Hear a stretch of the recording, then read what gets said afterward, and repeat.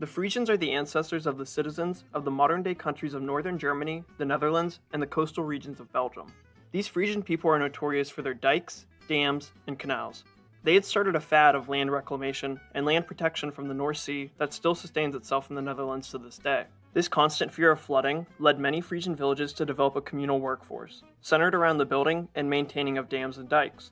It was paramount and above anything else, even a king, to protect Frisia from the cold North Sea.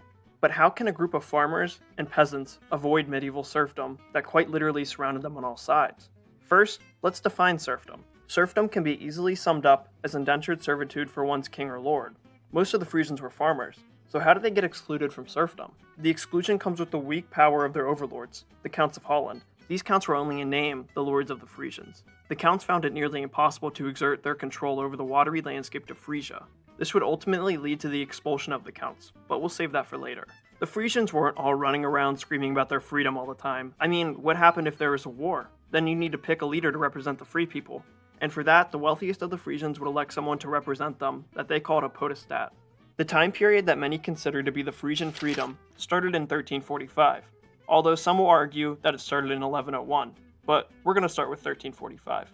In this year, the mostly autonomous Frisian lands were invaded by the Count of Holland, William IV, who had just got done conquering West Frisia. With overconfidence and bad planning, he navally invaded East Frisia by crossing the short strait that separated the two provinces. William's plan to conquer East Frisia was to first build a fort, then supply the fort with all the things needed to conduct war, then slowly grind down the local population into submission. There was one immediate problem with William's plan, and that was instead of bringing horses for his knights, he brought building materials. Seeing as it is quite difficult to ride a 2x4 into battle, these dismounted knights were defeated by pitchfork-wielding farmers. The Battle of Warnes would see Count William and his 500 horseless knights run away from the Frisians and directly into a swamp, where many of them drowned in the mud. Count William IV would be killed in this battle. The Frisians then decided to kick out the rest of the Hollanders. A small force led by Count William's brother-in-law, John of Beaumont, had set up camp near the ocean. The Frisians fought off this force too, and eventually drove all of their invaders into the sea and away from East Frisia. After Count William's death, the Frisians were forced into the ownership of his sister, Margaret II of Hainaut.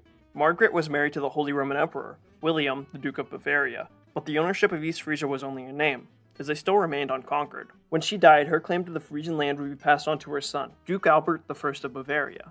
The independent Frisians would start to divide themselves along political and party lines that would start a civil war in 1350. The two main parties were called the Vetkopers and the Schijnigers. The Frisians might have been free from the powers outside of their realm, but they still remained in a near constant state of civil war throughout most of the period referred to as Frisian freedom. So it was really only freedom to fight amongst themselves. While the Frisians fought amongst themselves, the Dukes of Bavaria were planning for a new invasion of East Frisia. Albert the Duke of Bavaria got support from England, France, and Burgundy, who all sent him soldiers.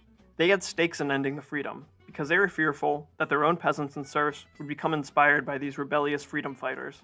The Vetkopers and Schijnigers knew that they would have to put their rivalry to the side to deal with the Duke of Bavaria. For this, they elected a local strongman to become their new podestat, named Ju Jawinga. Jawinga advocated for a guerrilla tactic that would allow for the Frisians to lure Albert into a trap deep into the marshy swamps of Frisia. However, a vote would see this strategy put to the side for a more confrontational one.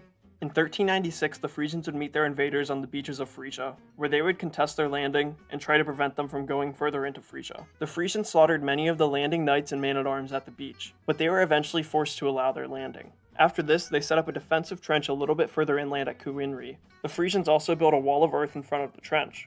The invading army eventually managed to break into the defensive trench and break the defense of the Frisians, who suffered casualties numbering up to 3,000, including the podestat, Ju Jawinga. Perhaps it was his death that made the Frisians realize that his strategy of guerrilla warfare was superior to confrontation. Jawinga's strategy would prove highly effective, and with help from a rainstorm, Duke Albert abandoned his campaign after only 10 days. 2 years later, in 1398, the invaders would return, and this time they decided to march around the swamps of Friesland and not directly into the heartland. This met with minor success, with the provinces of Westergo and Oostergo submitting to Duke Albert by August 26 of 1398. The other Frisian lands remained free, however, and would incite rebellion in Westergo and Oostergo if they were not brought under the heel of Bavaria.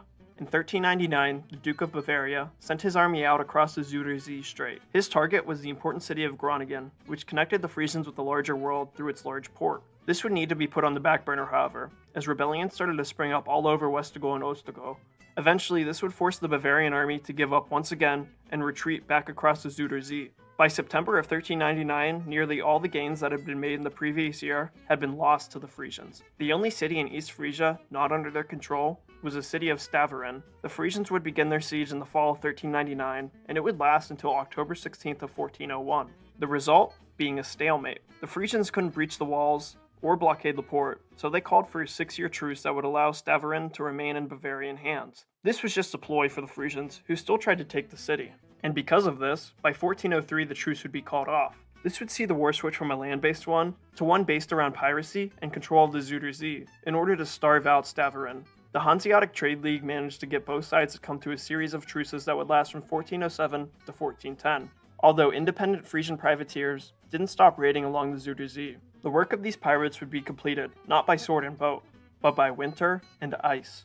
In the winter of 1411, the Zuider Zee would completely freeze over, leaving Staveren without supplies and quite literally freezing to death. With their truce expired, the Frisians took the opportunity to take the city on March 4th, 1411. A nighttime sneak attack would see a group of stealthy Frisians cross over the frozen moat in Zuider Zee and into the city. These few men managed to make it to the gate, which they opened for a Frisian army that waited outside. And with that, all of Frisia was once again free from the grasp of dukes and serfdom.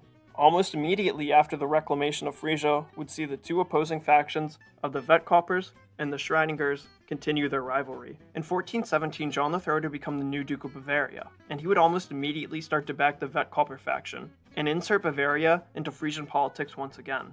John would militarily enter the conflict and be recognized as the Lord of Westergoo and Oostergoo by 1421. This was not the end of conflicts though, and for the next year, Frisia would be a land of chaos, with everyone finding reasons to fight everyone else.